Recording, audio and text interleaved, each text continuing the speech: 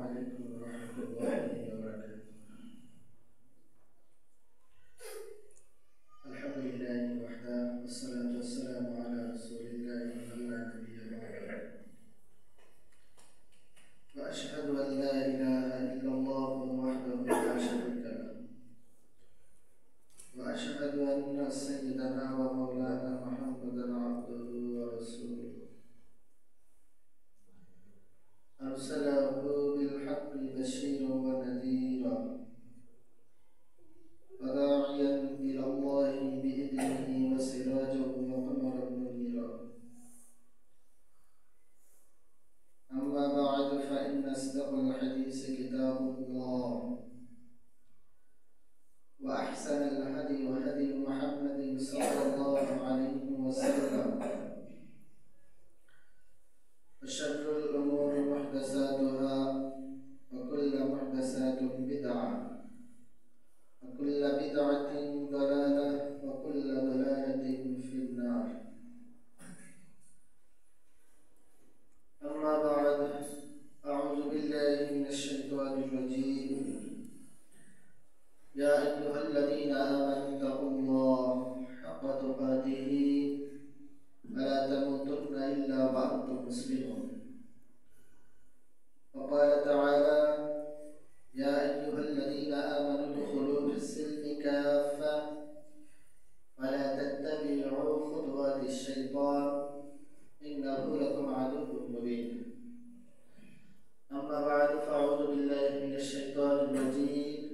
بسم الله الرحمن الرحيم. إن المبذرين كانوا إخوان الشياطين وكان الشيطان لربه كفورا. وإما تعرضن عنهم ابتغاء رحمة من ربك ترجوها فقل لهم قولا ميسورا ولا تجعل يدك مغلولة إلى عنقك ولا تبسطها كل البسط فتقعد ملوما محسورا إلى الآخر الآية. আলহামদুলিল্লাহ, সম্মানিত উপস্থিতি, সম্মানিত মসজিদের মুসল্লিবৃন্দ, প্রশংসা সেই মহান রব্বুল আলামিনের দরগাহে ইলাহিতে জানাই যে রব্বে কারীম গত জুমা থেকে নিয়ে জুমা পর্যন্ত সুস্থতার সাথে নেখাত দারাজ করে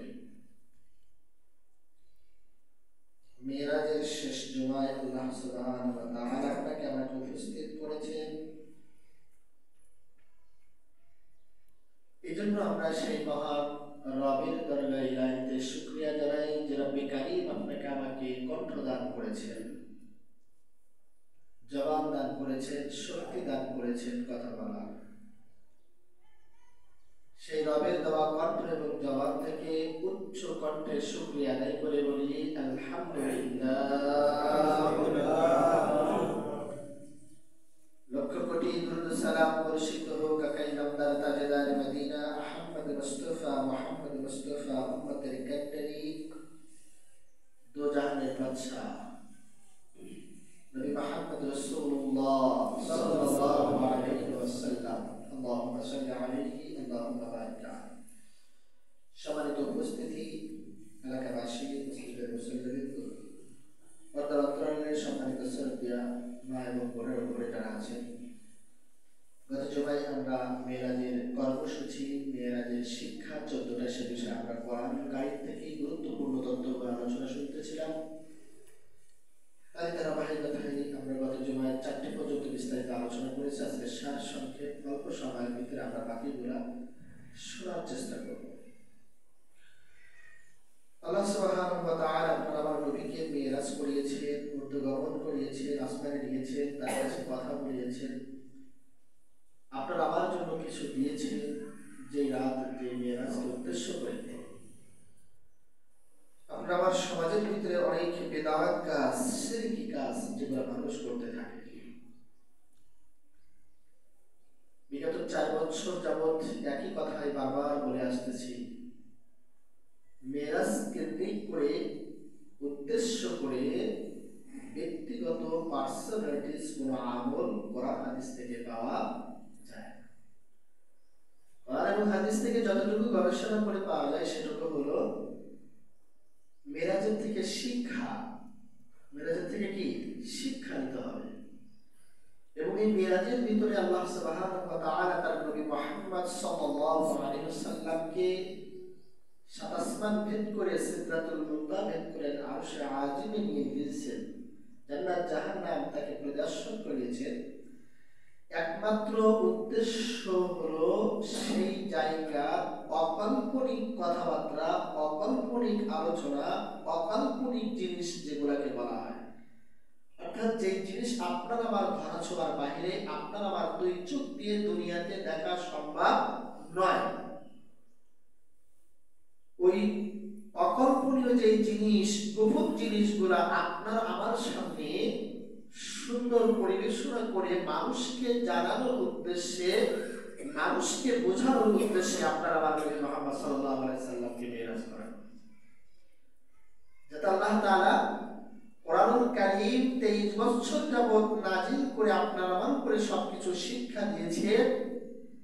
এই শিক্ষার ভিতরে প্র্যাকটিক্যাল ভাবে যেন আমার বন্ধু যার উপরে আমি কোরআন নাজিল করেছি, যার জন্যই কুল কায়নাত সবকিছু সৃষ্টি করেছি, যার উদ্দেশ্যে তার উম্মতের জন্য দুনিয়াতে তাকে পাঠিয়েছি, যাকে তারা দুনিয়ার ভিতরে আল আমিন সত্যবাদী হিসাবে মানে, যদি তাকে দিয়েই যদি ঘটনা ঘটায় তাহলে মানুষ স্বচক্ষে না দেখলেও তার মুখের জবানের কথা সামিআনা ওয়া আতা'না কোনো দ্বিধা করবে না।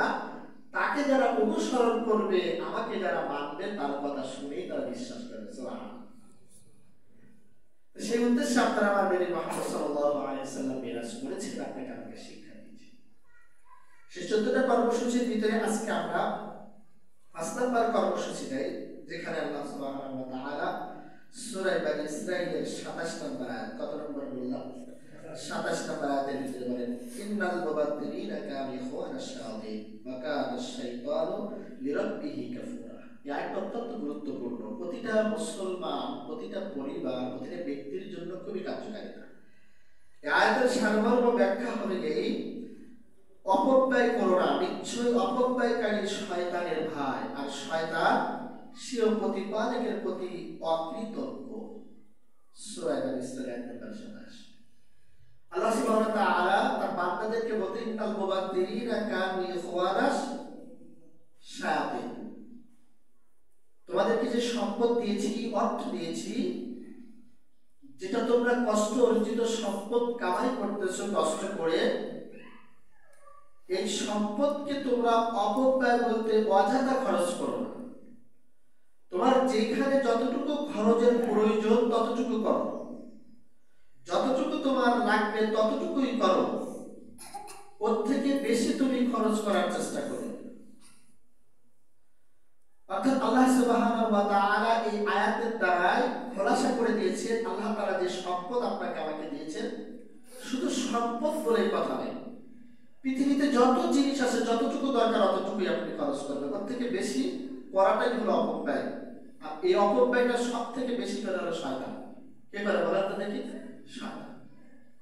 একজন ব্যক্তি ওযু করতে গেছে, এখন ওযু যখন করতেছে হিসাব করলে ওর পানি লাগবে 1 লোটা বা 1 বদনা বা 1 জগ বা 1টা ঘটি, এটা হলে তার ওযু কমপ্লিট হয়ে যায়।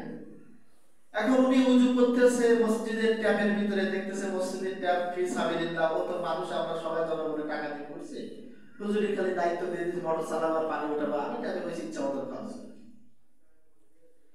আমাদের প্রত্যেকটা মানুষ, আমরা যারা ওযু করি, 5 ওয়াক্ত সালাত করি, আমাদের ভিতরে এই ভুলটা মারাত্মক। আমি অনেক সময় খেয়াল করি, আমার অনেক মুরব্বিরা ওযু করে, আপনি যখন 2 হাত কবজি থেকে শুরু করে, ওযুর শুরু থেকে পা ধোয়ার আগ পর্যন্ত মাথা মাসাজ করলেন, গর্দান মাসাজ করলেন, শেষ করে এবার সর্বশেষ কি ধরবেন? পা ধরবেন। এই পা ধোয়ার আগে মাথা মাসাজ করার পর্যন্ত একটু সময় ব্যয় হয়, তাই না? মাথাটা মাসাজ করতে হবে, আবার নিয়ে আসতে হবে, তারপর কানের এই বরাবর নিয়ে, তারপর কানের লতি এইখানটা ভিতরে না, আমাদের ভিতরে কাঁচা লাগে বেশি দেখে, এটা সিস্টেম। সিস্টেম হলো এইভাবে এনে এই যে এই কানের যে নদীর ভিতর এই শেষ, এই আমার পিছন দিয়ে শেষ হয়ে যাবে। আর আমাদের এর মধ্যে ঢুকায় যায়, ঢুকায় দেওয়ার ভিতরে কি হয়ে যাচ্ছে, কানের ভিতরে পানি যাবে, তাই না দিলে উজু হবে না। আর উপরের অংশটুকু মাথা মাসিল করা ঠিক এই যাবে, আবার যেভাবে গেছে ভালো করে যেভাবে যাবে ওইভাবে আবার আসবে, সামনে এসে শেষ হবে।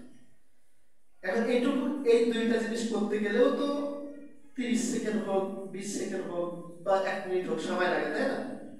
এই সময়টুকু আমার একটা আপনি ছেড়ে দেবো স্টার্ট নাকি ছেড়ে দেবো স্টার্ট করবো থাকেন তো, তাই আপনারা আমাজে করতেছে কোনটা সরি পানি ভর্তি আছে কোনো অসুবিধা।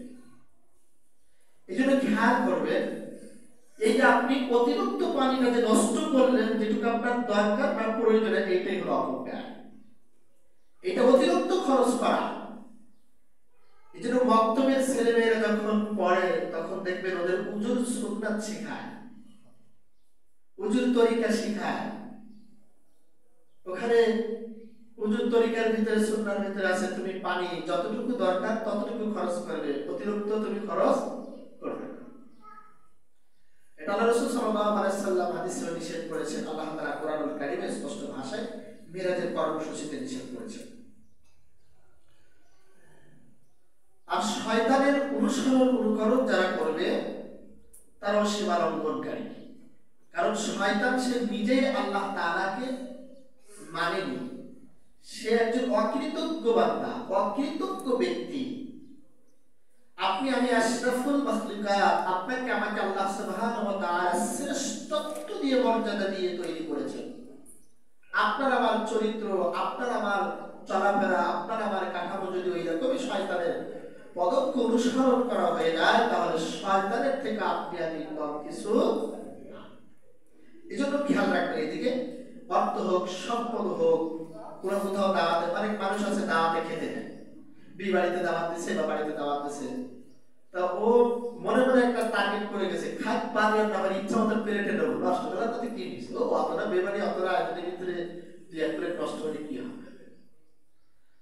যে ব্যক্তি আয়োজন করেছে যদি তার কোনো সমস্যা না হয় সমস্যা নাই, কিন্তু আপনি যে নষ্ট করলেন এই প্রত্যেকটা দানার হিসাব কিয়ামতের ময়দানে আপনাকে কি করতে হবে, দিতে হবে, আপনার কাছে জবাবদিহি করতে হবে। এই যে অপচয় করেছেন, নষ্ট করেছেন, এই হিসাব আপনাকে কিয়ামতের ময়দানে আল্লাহ তাআলার কাছে কি করতে হবে, দিতে হবে।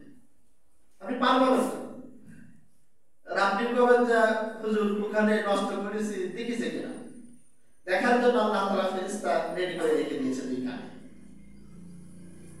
কিরামান কাতিবিনা ইয়ালামুনা মা তাফআলুন ইন্নাল আবরারা লাফি নাঈম ওয়া ইন্নাল ফুজ্জারা লাফি জাহিম। আল্লাহ তাআলা ফেরেশতাদের ফিল করে রেখে দিয়েছেন, আপনাকে কিছু বলা নাই। এই সূরা বনী ইসরাঈলের প্রথম দিকে আছে ওয়া কুল্লা ইনসানিন আলসামনাহু তায়িরাহু ফি উনুকিহি। আল্লাহ সুবহানাহু ওয়া তাআলা প্রত্যেকটা মানুষের, নারী পুরুষ জিন জাতি, প্রত্যেকটা ব্যক্তির গর্দানে অনুকের কাছে ক্যামেরা ফিট করে রেখে দিয়েছে। আপনি কি করতেছেন 24 ঘন্টা, আপনার 80 বছরের জিন্দেগিতে ছোট বড় কি করেছেন সব জায়গায় ধরা পড়বে। ইকরা কিতাবাক কাফা বিনাফসিকাল ইয়াওমা আলাইকা হাসিবা।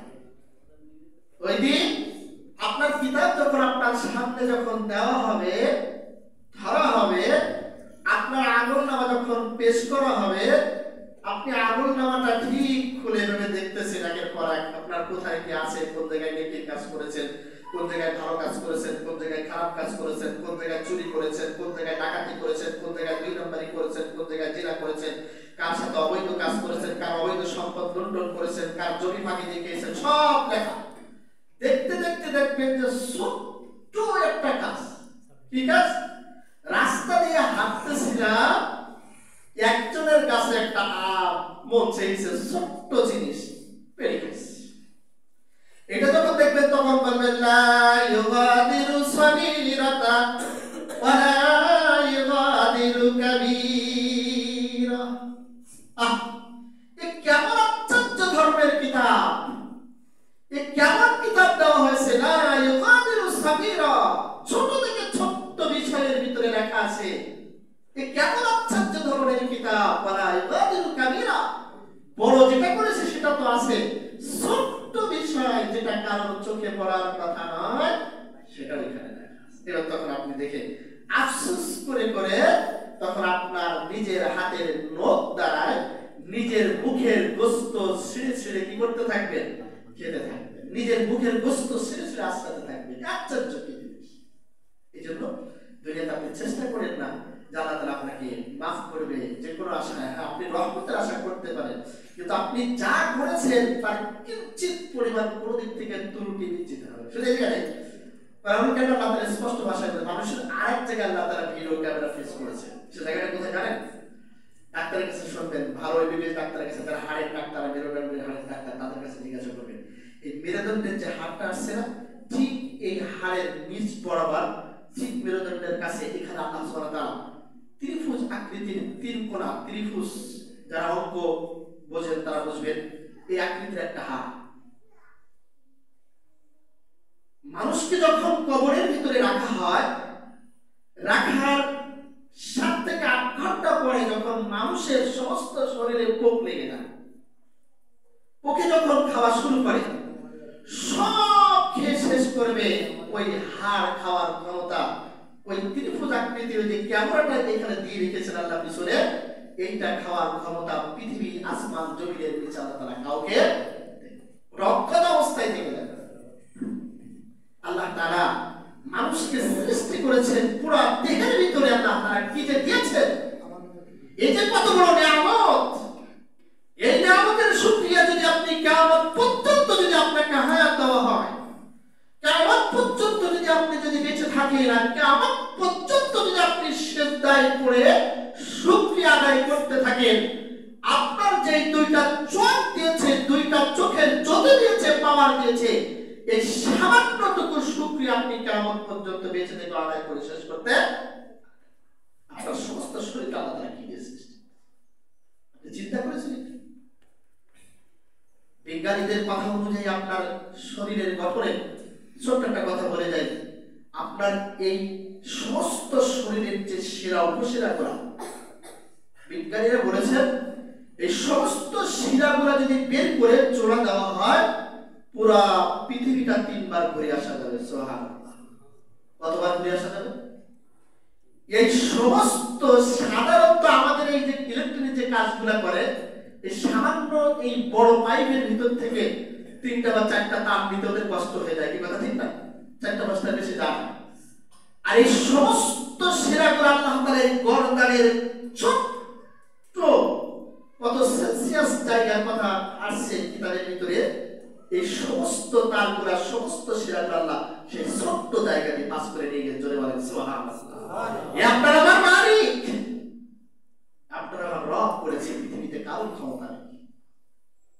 কিন্তু আপনি আমি জীবনে কোনোদিন আপনার আমার নিজের শরীর নিয়ে, নিজের দেহ নিয়ে, নিজেকে নিয়ে কোনোদিন ভাবার চিন্তা নেই, কোনোদিন করিনি।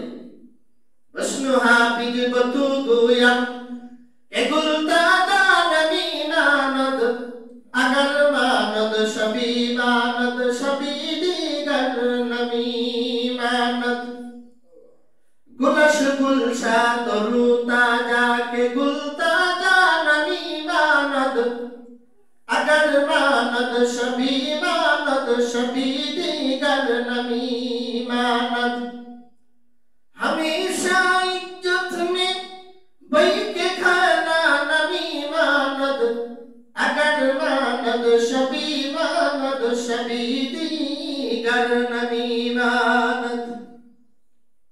হাফিজ রাহিমাহুল্লাহ নিজেকে নিয়ে গবেষণা শুরু করলেন, নিজেকে নিয়ে ভাবা শুরু করলেন।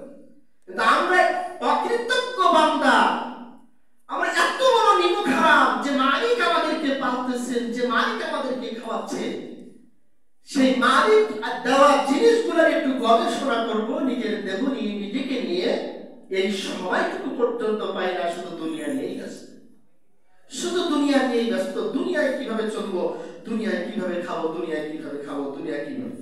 আল্লাহ সুবহানাহু ওয়া তাআলা 6 নম্বর আল্লাহ তাআলা বলেন সূরা বনী ইসরাঈলের 28 নম্বর আয়াতে বলতেছে, ওয়া ইম্মা তুরিদান ইবতিগা রাহমাতিন মির রাব্বিক। 6 নম্বর হকদারের হক আদায়। তুমি যদি অসমর্থ হও তাহলে তাদের সাথে অত্যন্ত নম্রভাবে কথা বলো। আল্লাহ তাআলা বোঝাতে চাই তোমার কাছে কোনো ব্যক্তি পাওনাদার আছে, হক আছে, তোমার কাছে কোনো হক সে পাবে, কিন্তু তোমার সেই সামর্থ্য নেই, অর্থ নেই, কোনো কিছু নেই, তুমি পারতেছো না, তাহলে এই হকদার যে তোমার কাছে পাবে তার সাথে তুমি নম্র আচরণ করো, সুন্দর আচরণ করো, ভালো আচরণ করো, সুন্দর ব্যবহার করো। রাসূল কারীম সাল্লাল্লাহু আলাইহি ওয়াসাল্লাম বলেন, পৃথিবীর ভিতরে যত আমল আছে তার ভিতরে সব থেকে ভালো আমল, জান্নাতে যাওয়ার জন্য সব থেকে ভালো আমল হলো সৎ আচরণ করা, বড় ছোট ভাই বড় ভাইয়ের সাথে সুন্দর ব্যবহার করা, মামির সাথে সুন্দর আচরণে কথা বলা, এলাকার গণ্যমান্য ব্যক্তি এলাকার ছোট ব্যক্তিদের সাথে সুন্দর আচরণ করা। রাসূল কারীম সাল্লাল্লাহু আলাইহি ওয়াসাল্লাম বলেন, সৎ আচরণ, আল্লাহ তাআলা বলেন সৎ আচরণ হলো আমার আরশে ঝুলন্ত অবস্থায়। অর্থাৎ কোন ব্যক্তি যদি সুন্দর আচরণ করে, মানুষের সাথে সুন্দর ব্যবহার করে, তাহলে আল্লাহ তাআলা তাকে জান্নাত দিয়ে দেয়। সুবহানাল্লাহ। আমাদের সমাজে এই 6 নাম্বার কথাটা অনেক দূরে। আমরা মানুষের সাথে সুন্দর ব্যবহার, সুন্দর আচরণ, সুন্দর কথা আমরা বলতে পারি না, ভালো করে কথা বলবে এটা পারি না। কোন ব্যক্তি যদি আমার কাছে কিছু পায়, সে আমার কাছে কোনো হক হয়, বা সে যদি আমার কাছে চাইতে আছে, বুঝ দিতে আছে, তোমার কাছে এই জিনিসটা পাবে, এটা আমার হক, আমাকে দিতে হবে। দিদি যদি না পারে তখন গালাগালিতে ওর 14 গোষ্ঠী একেবারে পেটে আদাতে একটা গাড়ি পাঠিয়ে দেয়, যা তো দিতে হবে, যা পারিস তাই করে নিস, তোমার ক্ষমতা। মানে ক্ষমতা দেখাচ্ছে, দুনিয়াতে কি দিচ্ছে? ক্ষমতা দেখাচ্ছে। আমার ক্ষমতা আছে, তুই পারলি কি করে দিবি? বাবা, দুনিয়াতে ক্ষমতা দেখাচ্ছে, এই ক্ষমতা চিরদিন থাকবে না। নমরুদ থাকতে পারেনি, ফিরাউন থাকতে পারেনি, তারা বড় বড় ক্ষমতাদার চলে গেছে। কত দূরের কথা ডাকবো কেন?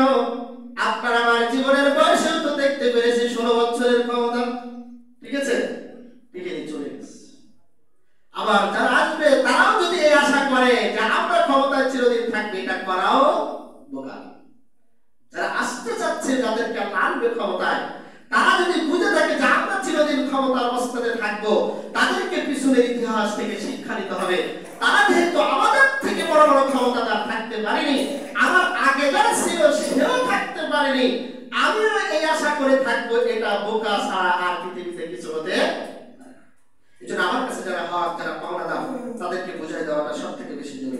7 নম্বর আল্লাহ সুবহানাহু ওয়া তাআলা বলেন সূরা বনী ইসরাঈল 29 এবং 30 নম্বর আয়াতে বলেন, ওয়ালা তাজআল ইয়াদাকা মাগলুলাতান ইলা উনুকিকা ওয়ালা তাবসুতহা কুল্লাল বাসত ফাতাকউদা মালুমান মাহসুরা। 7 নম্বর, দায়ের ক্ষেত্রে বেহিসাবি হও না, আবার কৃপণতাও প্রদর্শন করো না। আল্লাহ যাকে চান রিজিক বাড়িয়ে দেন, যাকে চান আবার রিজিক কমিয়ে দেন। এর ঐতিহাসিক প্রেক্ষাপট আছে। রাসূল কারীম সাল্লাল্লাহু আলাইহি ওয়াসাল্লাম সমস্ত সম্পদ সবকিছু আল্লাহর রাস্তায় যখন দেওয়া শুরু করেছে, দিতে দিতে সবকিছু দিয়ে ফেলেছে। সর্বশেষ সময় আল বিদায়া ওয়ান নিহায়া কিতাবের ভিতরে দেখবেন, রাসূলের আদর্শ জীবনের ভিতরে দেখবেন, শেষ সময় শুধু রাসূলের গায়ের ভিতরে একটা মাত্র জুব্বা, একটাই মাত্র জুব্বা, আর কোনো কিছু নেই। দিতে দিতে সব শেষ। এই জুব্বাটা আল্লাহ রাসূল সাল্লাল্লাহু আলাইহি সাল্লাম একজন সাহাবীকে যখন খুলে দিতে গেছেন, তখন আল্লাহ তাআলা জিবরাইলের মাধ্যমে এই আয়াত নাযিল করেন, ওয়ালা তাজআল ইয়াদাকা মাগলুলাতান ইলা উনুকিকা ওয়ালা তাবসুতহা কুল্লাল বাসত। ওকে জিবরাইল, আমার বন্ধুর কাছে চলে যাও, বন্ধুকে যে বলো ব্যয় করতে বলেছি, আমার রাস্তায় খরচ করতে বলেছি, তাই বলে আমার বন্ধুকে আমি এই কথা বলি নাই বেহিসাব খরচ, বেহিসাব খরচ করো, হিসাব করা লাগবে না, এ কথা কিন্তু আমার বন্ধুকে বলে। বা বন্ধুকে বলে দাও হিসাব করে যেন যে সম্পদ দিয়েছি, যা দিয়েছি হিসাব করে যেন খরচ করে। আমার বন্ধু সব কিছু দিচ্ছে, আল্লাহ তাআলা আরশে আজিম থেকে দেখে বন্ধুকে ডাকতে বলে, ওগো হাবিব, দিতে দিতে তো সব দিয়ে ফেললেন, গায়ের শেষ জামাটা পর্যন্ত যদি আপনি দিয়ে দেন তাহলে আপনি আমার হাবিব আপনি কি অবস্থায় থাকবেন? এজন্য আল্লাহ সুবহানাহু ওয়া তাআলা বলেন, ওয়ালা তাবসুতুল বাস, তুমি হিসাব করে খরচ করো, যে সম্পদ তোমাকে দিয়েছি, যে অর্থ তোমাকে দিয়েছি তার থেকে হিসাব করে খরচ করো, বেহিসাব করে খরচ করো না। আবার খরচ করার ক্ষেত্রে কৃপণতাও প্রদর্শন করবে না, কৃপণতা অবলম্বন করে না। অর্থাৎ তোমার পরিবারের সংসারে যে জিনিস প্রয়োজন সেটা তোমার যত অর্থ ব্যয় হোক এনে দাও। ওখানে তোমার অর্থ আছে, সম্পদ আছে, থাকা সত্ত্বেও তুমি কৃপণতা করবা না, পারবে না। আসলে এরকম কৃপণ বাংলাদেশে আমাদের সমাজে অভাব নেই। তেল ফুরিয়ে গেছে, ঝালমুল ফুরিয়ে গেছে, সংসারে আনন্দ নামে খোঁজ নেই। ওর শাড়ি কাপড় ছিঁড়ে যাচ্ছে, ও ময়লা কাপড় চলবি কোথাও বেরোতে পেতেছে না, টাইনি দেবে, ও টাকা গুছাই গুছাই ধুই দিতেছে ব্যাংকে, পুরো বয়সে রাখবে, সাবার আমি খাইতে দেবে, আশা করতেছিস তুই? নিজের সন্তানের প্রতি যদি বিশ্বাসী না থাকে তো ও সন্তান মানুষ করি, ওর জন্য সম্পদ সব করে লাভটা কি? বিশ্বাস যদি তার প্রতি না থাকে। আল্লাহ সুবহানাহু ওয়া তাআলা এই দুই আয়াতের ভিতরে এই কথাই বলেছেন, বলতে বোঝাতে চাচ্ছে আল্লাহ তাআলা রিজিক যাকে দিয়েছে তার শুকরিয়া আদায় করা উচিত। রিজিক দেওয়ার পরে যদি শুকরিয়া আদায় না করেন, আপনি যদি আল্লাহর রাস্তায় যদি খরচ না করেন, রিজিক পেয়ে যদি আল্লাহর শুকরানা গুজার না হন, শুকরানা আদায় না করেন, আল্লাহর শুকর গুজার বান্দা যদি না হতে পারে, আপনার রিজিক থেকে আল্লাহ তাআলা বাদ দেবেন। আল্লাহ তাআলা বলেন, লাইন শাকারতুম লাযিদান্নাকুম ওয়া লাইন কাফারতুম ইন্না আযাবি লাশাদীদ। লাইন শাকারতুম, যাকে খুশি আমি আল্লাহ তাআলা রিজিক দিয়েছি, ওজন্য ওয়া লাইন কাফারতুম, রিজিকের শুকরিয়া আদায় করে। রিজিক পাওয়ার পরে যদি রিজিকের শুকরিয়া যদি না আদায় করে তাহলে মুশরিক কাফির। লাস্টে বলতেছে ইন্না আযাবি লাশাদীদ, নিশ্চয় কিয়ামতের ময়দানে ও যে রিজিক প্রাপ্ত হয়েছে দুনিয়াতে, এর শুকরিয়া আদায় না করার কারণে ইন্না আযাবি লাশাদীদ, কিয়ামতের ময়দানে কঠিন আযাবের সম্মুখীন, কঠিন মুসিবতে সে কিয়ামতের ময়দানে। এজন্য আপনি কষ্ট করে দিনে সারাদিন কামলা দিয়ে খেটে জোর দিয়ে 500 টাকা কামাই করেছেন, সন্ধ্যার সময় বলবেন আমি সারাদিন কষ্ট করেছি তাই আমার হয়েছে না। সকালে, ভোর সকালে আপনার কাজের ক্ষমতা এবং আপনার কাজে যাওয়ার শক্তি এবং আপনার কাজ ঠিক করার দায়িত্বটা দিয়েছে কি? সব তো দিয়েছে আল্লাহ। আপনি সকালে কালকে সন্ধ্যায় কাজ ঠিক করেছেন, এমন মানুষ আছে এখানে সন্ধ্যায় কাজ ঠিক করে আসছেন, আজকে সন্ধ্যায় ঠিক করেছেন, কাল সকালে কাজে যাবেন, হঠাৎ করে সকালবেলায় মাথা ব্যথা শুরু হয়ে গেছে। আসলে এমন মানুষ কাজে আর যেতে পারে না। হঠাৎ করে সকালবেলায় পায়ে ব্যথা হয়েছে, হঠাৎ করে সকালে জ্বর চলে আসছে, হঠাৎ করে অসুস্থ হয়ে গেছে, রাত্রে কথা নিয়ে আসছেন, সকালে আর কাজে যেতে পারেননি। আপনার নিজের গতিতে আপনি যাবেন, কষ্ট করবেন, ইনশাআল্লাহ অবশ্যই আপনার প্রতি আল্লাহর দয়া, অনুগ্রহ আর রহমত ছাড়া কোন ব্যক্তি ভালো কাজ, দিনের কাজ, অগ্রসরের কাজ সে করতে পারে আল্লাহর দয়া রহমত। আল্লাহর দয়া লাগে, আল্লাহর রহমত লাগে। এজন্য আল্লাহর দয়া এবং রহমত নিয়ে শুনতে শুরু করেন। সূরা জুমার ভিতরে আল্লাহ তাআলা কি বলেছে? ইয়া আইয়ুহাল্লাযীনা আমানু ইযা নুদিয়া লিস-সালাতি মিন ইয়াউমিল জুমআহ ফাসআউ ইলা যিকরিল্লাহি ওয়া যারুল বাই'। ذلكم خير لكم إن كنتم تعلمون فإذا قضيت الصلاة صلاة যখন শেষ হয়ে যাবে ফান্তাসিলু ফিল আরদ, সালাত শেষ হওয়ার সাথে সাথে ওই ভোর সকালে ফজরের সালাত যখন শেষ হয়ে যায় হওয়ার সাথে সাথে ফান্তাসিলু, তুমি সমস্ত জমিনের ভিতরে ছড়িয়ে পড়ো কাজের অন্বেষণে। তুমি জমিনের ভিতরে ছড়িয়ে যাও তোমার কাজ ঠিক করার জন্য, জমিনে তোমার রুজি রোজগারের জন্য। তুমি সালাত পড়েছো, সালাতকে তুমি ধারণ করেছো, সালাত শেষ করে আল্লাহর রাস্তায় যখন তুমি বের হয়ে গেছো, তোমার সহজে কাজ ঠিক করা চলার দায়িত্ব, রিজিকের দায়িত্ব আল্লাহ নিয়ে নিয়েছে। সুবহানাল্লাহ। তোমার পেরেশানি হওয়া লাগবে না, পেরেশানির ভিতরে থাকা লাগবে না, কষ্ট করা লাগবে না। তুমি সকালে সালাতটা শেষ করে ফেলে দাও। কিন্তু আমাদের তো সেই সিস্টেম নেই। সকালবেলায় ফজরের নামাজের আগে সব ঘামাইতে ইচ্ছা মতন কাজে যাচ্ছে, কিন্তু ফজরের 2 রাকাত সালাত পড়ে যাবে, এই সময়টুকু সে পায় না। কপাল পোড়া মুসলমান। এর থেকে পৃথিবীতে আর কেউ নেই, এর থেকে পৃথিবীতে আর কেউ নেই। আপনি সব কিছু নিয়ে আমল করেন, কিয়ামতের ময়দানে আপনার সালাত ঠিক থেকে সব ঠিক নেই। এজন্য এখন আলেমরা সব ফতোয়া দিচ্ছে, সব ধরনের আলেমরা, শুধু আহলুল হাদিসরা না।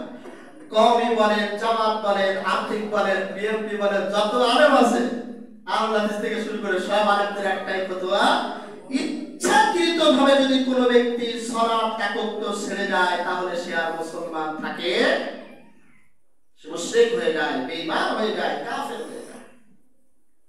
মান তারাকা সালাতা মুতাআম্মিদান ফাকাদ কাফার। মুসলমানের ভিতরে আর কাফিরের ভিতরে পার্থক্য কি বলেন তো দেখি? আপনি তো 1000 রাকাত সালাত ইচ্ছাভাবে ছেড়ে দিচ্ছেন।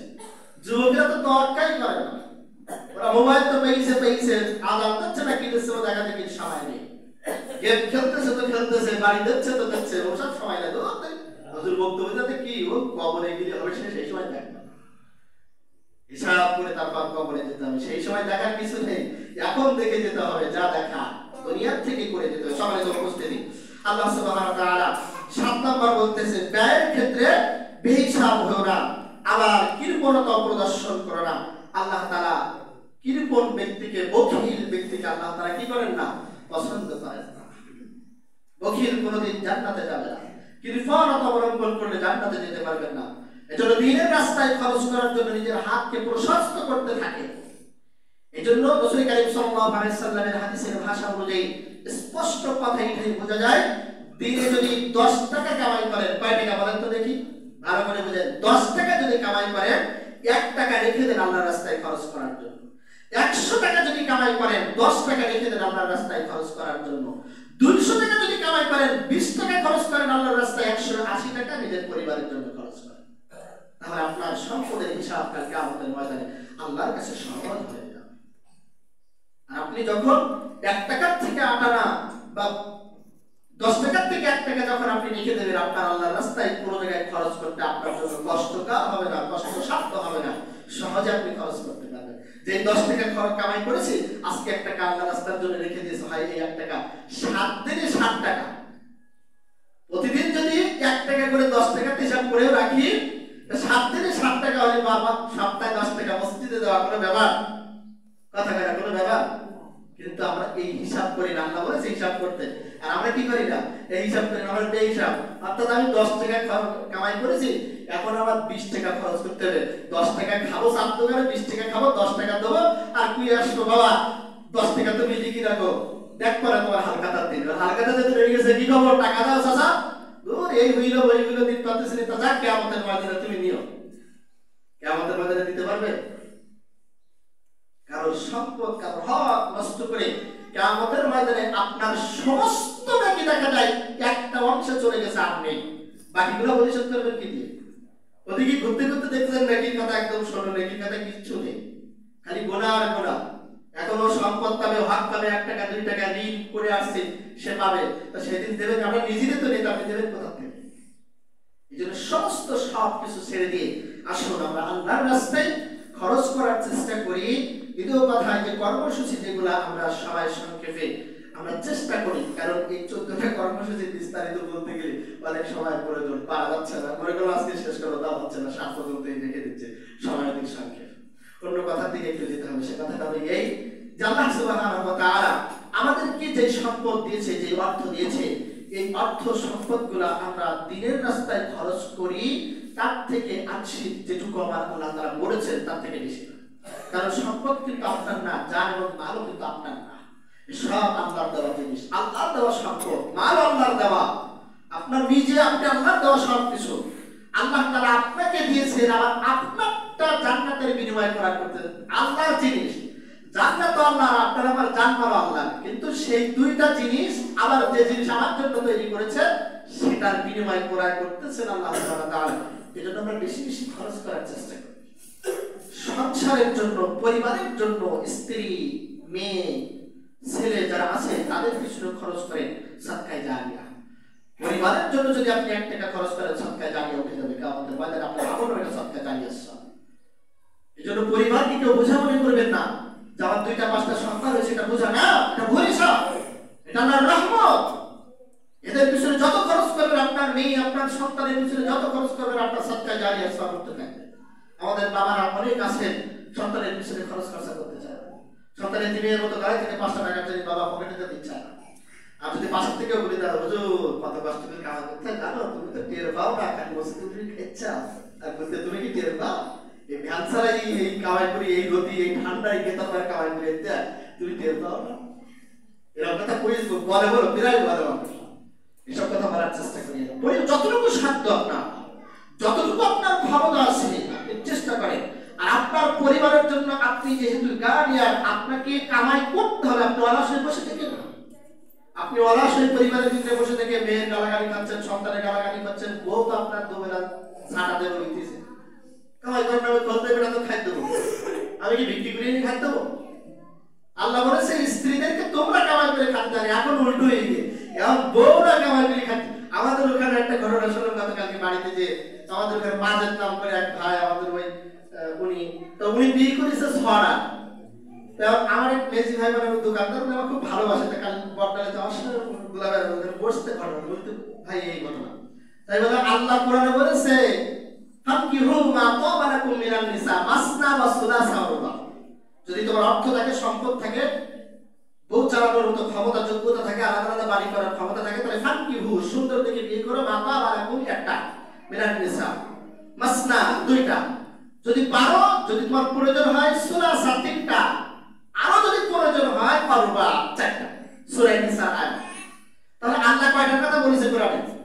4টি। ও করিস করা আমি বললাম ভাই আল্লাহ কোরআনে বলেছে 4টি, ও মাদ্রাসার সামনে মসজিদের পাশে বাড়ি, ও ছড়া করিস মানে? তো বলতে ভাই তুমি সেখানে তো জানতে কি? তো বলতে ও ছড়া বের করেছে, তো ওর জন্য না, ছড়া বের করেছে ও কামাই করে খাবে না, ও বোর কামাই খাবে, তাই তাহলে সে কি করে? তো বলতে ছড়াবো সব জায়গায় রেখে দিতেছে, ওই ছড়াবো বিক্রি করে আনে, ওই বিক্রি করে এনে প্রত্যেকদিন ওর কাছে দেয়, ও সংসারে খরচ করে, মানে ছড়াবো তৈরি রাখছে, বিক্রি করাচ্ছে। আমাদের সমাজে এরকম আছে, নিজের সব ক্ষমতা আছে কিন্তু নিজের পরিবার চালাবে, কামাই না করে অলস হয়ে বসে থাকে। আল্লাহ তাআলা এটা আপনাকে করতে বলেন। আপনাকে দিনের কাজ শেষ করে, সালাত শেষ করে আল্লাহর রাস্তায় আপনি আল্লাহর উপরে তাওয়াক্কুল করে বের হয়ে যান। আপনার রিজিকের ব্যবস্থা আল্লাহ তাআলা কোরআনে সূরা জুমায় বলেছে, আপনার রিজিকের ব্যবস্থা আল্লাহ তাআলা কি করে দেবে? সহজ করে। শুধু আপনি আল্লাহকে বলে যান যে আল্লাহ আমি ফজরের সালাত শেষ করলাম, তোমার রাস্তায় বের হয়ে গেলাম, আল্লাহ তুমি আমার রিজিকের ব্যবস্থা করে দিবে। আল্লাহ তাআলা বলেছেন, রাসূল করিম সাল্লাল্লাহু আলাইহি ওয়াসাল্লাম বলেন, কোন ব্যক্তি যদি 5 ওয়াক্ত সালাত নিয়মিত আদায় করে, ঠিকমতো মসজিদে ইমামের পিছনে আদায় করে, 5 ওয়াক্ত সালাতের পাবন্দি করে, 5 ওয়াক্ত সালাতকে যদি গুরুত্ব দেয়, আল্লাহ তাআলা তাকে 5টি পুরস্কার দিবেন। কয়টা? কথা কাটা কয়টা? 1 নাম্বার তার রিজিকের অভাব দূর করে দিবে, বলে সুবহানাল্লাহ। নাম্বার 1 এর রিজিকের অবস্থা। 1 নম্বরে রিজিকের অবস্থা কি? রিজিকের অভাব থাকবে না, রিজিকের ভিতরে ত্রুটি থাকবে না, আল্লাহ তাআলা আপনাকে রিজিকের ব্যবস্থা সহজ করে দিবেন। এজন্য আসুন আমরা সালাতের মাধ্যমে আল্লাহ তাআলার কাছে রিজিক প্রাপ্ত হই, আল্লাহর কাছে চাই আল্লাহ সুবহানাহু ওয়া তাআলা আমাদের সবাইকে বোঝার তৌফিক দান করুন। মেরাজের কর্মসূচি এবং শিক্ষা থেকে আল্লাহ তাআলা আমাদেরকে শিক্ষা নিয়ে এই শিক্ষা অনুযায়ী দুনিয়াতে